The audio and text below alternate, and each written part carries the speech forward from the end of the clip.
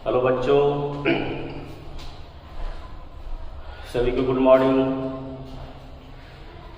आज का नया टॉपिक जो आपका है वो हम लोग लेकर के आए हैं महान्यायवादी के रूप में, महाधिवक्ता के रूप में, सॉलिसिटर जनरल के रूप में। तो ठीक है, आइए हम लोग चर्चा करते हैं महान्यायवादी।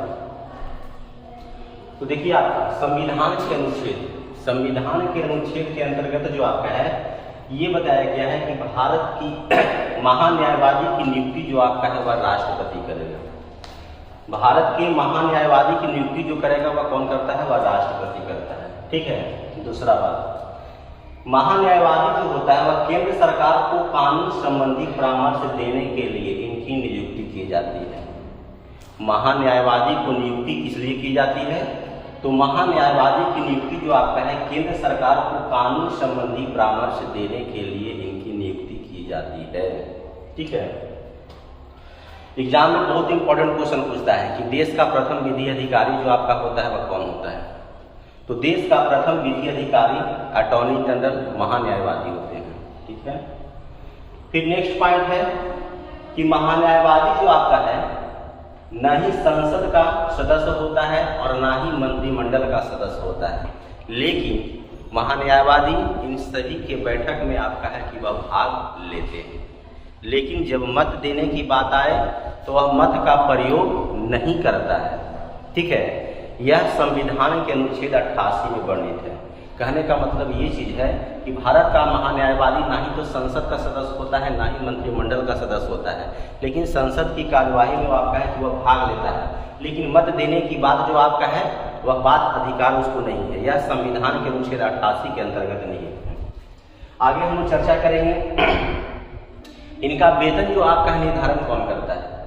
तो संवैधानिक तौर पर इनका वेतन का निर्धारण जो आपका है वह राष्ट्रपति द्वारा, ठीक है, निर्धारित किया जाता है। आगे आपका है कि इनका कार्यकाल, महान्यायवादी का कार्यकाल जो आपका है वह कितने वर्ष का होता है? तो महान्यायवादी का कार्यकाल जो आपका है वह 5 वर्ष का होता है। महान्यायवादी का कार्यकाल कितने वर्ष का होता है? तो 5 वर्ष का होता है। लेकिन इसे पद से हटाने का अधिकार भी जो आपका है वह राष्ट्रपति के पास ही है, लेकिन इसे पद से हटाने का अधिकार राष्ट्रपति के पास में है। आगे आपका महान्यायवादी को भारत के सभी राज्य क्षेत्रों के न्यायालय में सुनवाई का अधिकार है। भारत के कोई भी राज्य आपका हो, किसी भी राज्य का जो आपका है न्यायालय क्षेत्र है, सभी जगह पर इनकी न्याय जो आपका है वह सुनने का अधिकार इसको प्राप्त है। आगे हम लोग चलेंगे नेक्स्ट टॉपिक में, नेक्स्ट पॉइंट में कहता है कि इनके लिए न्यूनतम उम्र सीमा कितनी होती है? तो महान्यायवादी के लिए न्यूनतम उम्र सीमा का कोई प्रावधान नहीं है, जबकि अधिकतम उम्र सीमा जो आपका है वह 65 वर्ष जो आपका निर्धारित है। ठीक है। यानी 65 वर्ष से पहले अगर 65 वर्ष कार्यकाल की अवधि में देखा जाता है कि अगर 65 वर्ष, ठीक है, 65 वर्ष ना भी हो, ठीक है, 65 वर्ष जो आपका है यानी कि बीच में 5 वर्ष के बीच में भी अगर आ जाता है, यानी कोई महान्यायवादी अगर 2 साल काज किया और उसका उम्र 65 वर्ष हो गया तो उस समय भी उसको रिटायर लेना पड़ेगा, क्योंकि अधिकतम उम्र सीमा जो आपका है वह 65 वर्ष है। इस बात से हम लोग ये चीज जाने। आगे आपका एग्जाम में क्वेश्चन पूछेगा, प्रेजेंट में पूछेगा कि वर्तमान महान्यायवादी जो आपका है वह कौन है? तो वर्तमान में महान्यायवादी के वेणुगोपाल जो कि 15वें महान्यायवादी के रूप में है। वर्तमान में महान्यायवादी जो आपका है वह कौन है? के वेणुगोपाल जो कि 15वें। ये भी क्वेश्चन पूछता है कि महान्यायवादी के वेणुगोपाल जो आपका है वह कैमे आपका महान्यायवादी है, कैमे अटॉर्नी जनरल है, तो ये आपका 15वें। आगे आपका प्रथम क्वेश्चन पूछेगा कि प्रथम भारत के महान्यायवादी कौन थे? तो इसका आंसर होगा NC सीतलवाड़, जिनका कार्यकाल 1950 से 1963 रहा। ठीक है। अब इसमें एक और क्वेश्चन आपका जुड़ जाता है कि सबसे ज्यादा बड़ा कार्यकाल जो आपका है किस महान्यायवादी का रहा? तो NC सीतलवाड़ का ही सबसे बड़ा कार्यकाल रहा जो 1950 से आपका 1963 ईस्वी तक रहा था। अब बात करते हैं हम लोग योग्यता की बात करते हैं। तो देखिए, योग्यता में महान्यायवादी का बात तो कॉमन चीज है। पहला, भारत का नागरिक हो, दूसरा लाभ के पद पर ना हो, और तीसरा पागल और दिवालिया ना हो। चौथा जो आपका है वह यह बताता है कि सर्वोच्च न्यायालय के न्यायाधीश की योग्यता के बराबर इनके पद को माना जाता है। तो उसके लिए क्या निर्धारित किया गया है कि कोई भी सुप्रीम कोर्ट का जो न्यायाधीश आपका है उसके लिए बताया गया है कि वह 10 साल तक आपका है कि हाई कोर्ट में कहीं न कहीं वकालत के रूप में वह कार्य किया हो और 5 वर्ष जो आपका है वह न्यायाधीश के रूप में कार्य किया हो। यह चर्चा जो आपका है वह आपका भारत के सुप्रीम कोर्ट के न्यायाधीश और क्या बोलते हैं महान्यायवादी का, क्योंकि दोनों के पद को जो आपका है संवैधानिक तौर पर समानता बताया गया है। यानी भारत का महान्यायवादी और क्या सर्वोच्च न्यायालय के जो न्यायाधीश होते हैं ये दोनों पद के समतुल बताए गए हैं, इसलिए दोनों को योग्यता जो आपका है वह क्या है वह बराबर दिया गया है। अभी महान्यायवादी का वेतन जो आपका है वह सुप्रीम कोर्ट के जो न्यायाधीश के तुल्य होने के कारण जो आपका है वह 2.5 लाख रुपया मासिक जो भारत के संचित निधि से दिया जाता है। ठीक है, कहां से दिया जाता है तो 2.5 लाख रुपया मासिक भारत के संचित निधि से दिया जाता है। आगे पॉइंट में हम लोग चर्चा करेंगे। यहां पर बताया गया है कि महान्यायवादी को उन सभी अधिकारों एवं प्रतिरक्षा का प्रयोग करता है जो अधिकार संसद सदस्य का होता है। मतलब जो अधिकार एक संसद सदस्य का होता है उसका अधिकार जो आपका है वह भारत के महान्यायवादी को क्या होता है प्राप्त होता है वे पद पर रहते हुए। ठीक है, आगे आपका है दूसरा टॉपिक जो आपका है वह क्या है महाधिवक्ता।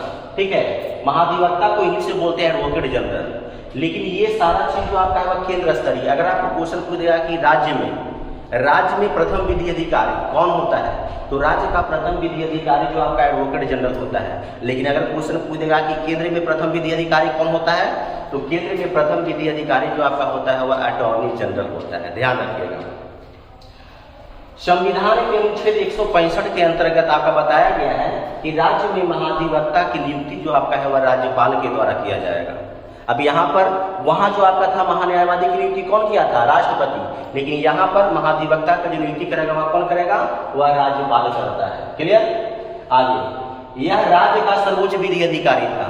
ठीक है, यह जो आपका है वह राज्य का सर्वोच्च विधि अधिकारी है, जबकि अटॉर्नी जनरल केंद्र का प्रथम विधि अधिकारी। क्लियर। आगे आपको महाधिवक्ता को हटाने का अधिकार राज्यपाल को है, नियुक्ति भी करने का अधिकार और हटाने का भी अधिकार जो आपका है किसके पास में है तो राज्यपाल के पास में है। आगे आपका जिस तरह से महान्यायवादी को संसद का सदस्य होते हुए भी संसद का सदस्य न होते हुए भी आपका है कि वह संसद की कार्यवाही में भाग ले सकता था, उसी प्रकार से महाधिवक्ता को भी अधिकार दिया गया है कि वह किसी भी राज्य के विधानसभा या विधान परिषद में इसे बोलने का अधिकार है, लेकिन मत देने का अधिकार नहीं है। ध्यान रखिएगा, लेकिन मत देने का अधिकार नहीं है। आगे आपका आगे पॉइंट में चलते हैं। यह प्रत्येक राज्यों में महाधिवक्ता की नियुक्ति होती है। इसका मतलब ये चीज हो गया कि महाधिवक्ता जो आपका होता है प्रत्येक राज्य में होता है, इसलिए सभी राज्यों को महाधिवक्ता को जानकारी हम लोग नहीं देंगे। हम लोग एक क्वेश्चन को हम यहाँ पे क्लियर कर लेंगे कि बिहार का वर्तमान में महाधिवक्ता कौन है, यानी एडवोकेट जनरल कौन है। तो बिहार का वर्तमान महाधिवक्ता जो आपका है वह राम बालक महतो। ठीक है, इसको कहीं ना कहीं नोट बना के लिखिएगा। आगे आपका है कि इसका जो है पद किसके तुल्य है, वहां यानी कि महान्यायवादी का पद जो आपका है सुप्रीम कोर्ट के न्यायाधीश के पद के तुल्य था। तब यहाँ पर देखिए, यहाँ पर जो है महाधिवक्ता का पद जो आपका है वह उच्च न्यायालय के मुख्य न्यायाधीश यानी हाई कोर्ट के जो मुख्य न्यायाधीश है इनके पद के बराबर होता है। क्लियर। हाँ, चलिए आगे आपका बढ़ते हैं। यहाँ पर आपका क्वेश्चन दिया एक पॉइंट बनाया गया कि प्रथम महाधिवक्ता कौन थे, यानी राज्य से संबंधित बात करेंगे तो प्रथम महाधिवक्ता जो आपका है वह राजस्थान के थे और इसका नाम था नरपत मल लोढ़ा। आप लोग देख रहे हैं नरपत मल लोढ़ा। ठीक है, अब हम लोग पॉइंट में आ जाते हैं सॉलिसिटर जनरल ऑफ इंडिया। ये भी क्वेश्चन जो आपका है रेलवे एसएससी में बहुत इंपॉर्टेंट है, बहुत बार पूछ दिया जा चुका है कि आखिर सॉलिसिटर जनरल क्या है, इनका काम क्या है। तो ध्यान से देखिए, सॉलिसिटर जनरल का काम क्या है। तो यह देश का दूसरे कानून अधिकारी है। प्रथम अधिकारी जो आपका है वह अटॉर्नी जनरल, लेकिन दूसरा कानून अधिकारी जो आपका पूछ देगा तो कौन हो जाएगा सॉलिसिटर जनरल। लेकिन यह जो है महान्यायवादी जो आपका है वह केंद्र सरकार को कानून संबंधी परामर्श देता है, लेकिन सॉलिसिटर जनरल के पास यह अधिकार नहीं है। इसलिए यहाँ पर साफ हमने लिख दिया है कि सरकार को कानूनी सलाह नहीं देता है। क्लियर। चलिए आगे। अब क्वेश्चन इससे संबंधित पूछेगा कि इनकी नियुक्ति कौन करती है, सॉलिसिटर जनरल की नियुक्ति कौन करती है, तो राष्ट्रपति, और इसे हटाने का भी अधिकार जो आपका है वह राष्ट्रपति के पास में है। सॉलिसिटर जनरल की नियुक्ति राष्ट्रपति और हटाने का अधिकार भी जो आपका है किसके पास है, वह राष्ट्रपति के पास में है। ठीक है, अब इनकी नियुक्ति क्यों की जाती है, तो यहाँ पर 7 शब्दों में लिखा गया कि अटॉर्नी जनरल की सहायता करने के लिए, अटॉर्नी जनरल की सहायता करने के लिए सॉलिसिटर जनरल की नियुक्ति की जाती है। ठीक है, अब यहाँ पर देखिए क्या और लिखा गया है कि सॉलिसिटर जनरल की मदद करने के लिए 4 एडिशनल सॉलिसिटर जनरल का नियुक्ति की जाती है। ठीक है, अब उन सॉलिसिटर जनरल को सहायता देने के लिए 4 और एडिशनल सॉलिसिटर जनरल की नियुक्ति की जाती है। अगला पॉइंट में आपका है कि क्वेश्चन आपका है कि वर्तमान में सॉलिसिटर जनरल कौन है। इस तरह से आए दिन रेलवे एसएससी में बड़ा इंपॉर्टेंट क्वेश्चन, तो करेंट को आप लोग अपडेट रखिएगा। ठीक है, ये चेंज भी हो सकते हैं, आज है कल नहीं। तो वर्तमान में सॉलिसिटर जनरल जो आपका है वह कौन है, तुषार मेहता, याद रखिएगा। वर्तमान में सॉलिसिटर जनरल भारत के जो आपका है वह कौन है, तुषार मेहता। आगे आपका है कि प्रथम solicitor general of India, Bharat के प्रथम सॉलिसिटर जनरल कौन थे, तो इसका आंसर हो जाएगा सी के दफ्तारी, सी के दफ्तारी। फिर उसके बाद में आपका है कि इसे हटाने का अधिकार, पीछे हम लोग चर्चा कर चुके थे कि इसे नियुक्ति करने और हटाने का अधिकार जो आपका है वह किसके पास में है, राष्ट्रपति के पास में है। तो आज का ये टॉपिक जो आपका है यहीं पर समाप्त होता है, लेकिन समाप्त करने से पहले आप लोग को हम बताना चाहेंगे कि अगर ये टॉपिक आपको अच्छा लगे तो आप शेयर करना ना भूलें, सब्सक्राइब करना ना भूलें, कमेंट करना ना भूलें। इसके बाद आपका है कि इससे संबंधित हम आपको 2 क्वेश्चन, ठीक है, पूछ रहे हैं, इसका जवाब आप कमेंट बॉक्स में दीजिएगा। पहला क्वेश्चन आपका है कि एडवोकेट जनरल की नियुक्ति, एडवोकेट जनरल की नियुक्ति जो आपका है वह कौन करता है, तो एडवोकेट जनरल की नियुक्ति कौन करता है, इसका आंसर कमेंट बॉक्स में बताइएगा। दूसरा क्वेश्चन आप लोग को बताना है कि सॉलिसिटर जनरल को नियुक्ति क्यों किया जाता है, इसका जवाब आप कमेंट बॉक्स में जरूर दीजिएगा। आशा ही नहीं बल्कि पूर्ण विश्वास है। धन्यवाद।